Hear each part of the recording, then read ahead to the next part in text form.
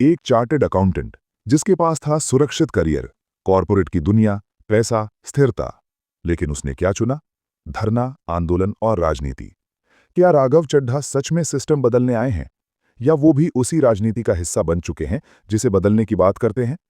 आज बिना शोर के सिर्फ तथ्यों के आधार पर समझते हैं राघव चड्ढा की पूरी कहानी। करियर जो कहीं और जा सकता था। राघव चड्ढा नई दिल्ली के रहने वाले हैं। दिल्ली यूनिवर्सिटी से पढ़ाई की, पेशे से चार्टर्ड अकाउंटेंट बने। बाद में लंदन से एग्जीक्यूटिव एमबीए सर्टिफिकेशन भी किया। मतलब उनका करियर कॉरपोरेट में आराम से आगे बढ़ सकता था। लेकिन 2011 में देश में कुछ ऐसा हुआ जिसने उनकी दिशा बदल दी। अन्ना हजारे का भ्रष्टाचार विरोधी आंदोलन। यहीं से राघव इंडिया अगेंस्ट करप्शन से जुड़े। एक इंटरव्यू में उनसे पूछा गया, चार्टर्ड अकाउंटेंट बनकर आराम से जीवन जी सकते थे, फिर सड़कों पर क्यों? उन्होंने जवाब दिया, मैंने राजनीति को नहीं चुना, राजनीति ने मुझे चुना। 2012 में वे आम आदमी पार्टी से जुड़े। शुरुआत में नीति निर्माण, घोषणा पत्र और पार्टी की रणनीति में भूमिका निभाई। धीरे धीरे वे पार्टी के प्रमुख प्रवक्ताओं में शामिल हो गए। 2019 में दक्षिण दिल्ली से लोकसभा चुनाव लड़ा, हार गए। लेकिन 2020 में वापसी की।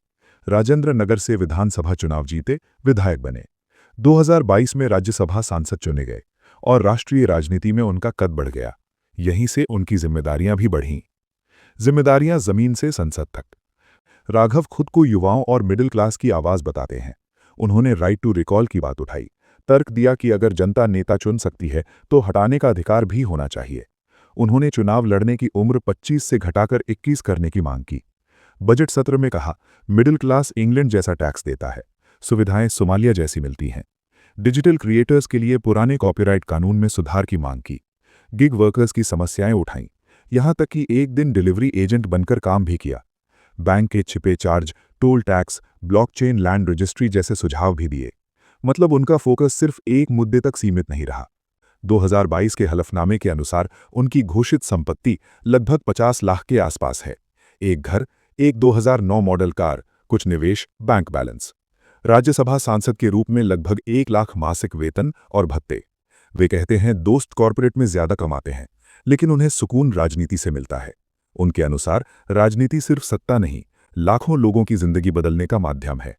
क्या राघव चड्ढा आने वाले समय में राष्ट्रीय राजनीति में बड़ी भूमिका निभा सकते हैं? तथ्य आपके सामने हैं, फैसला आपका है। कमेंट में बताइए आप उन्हें कैसे देखते हैं।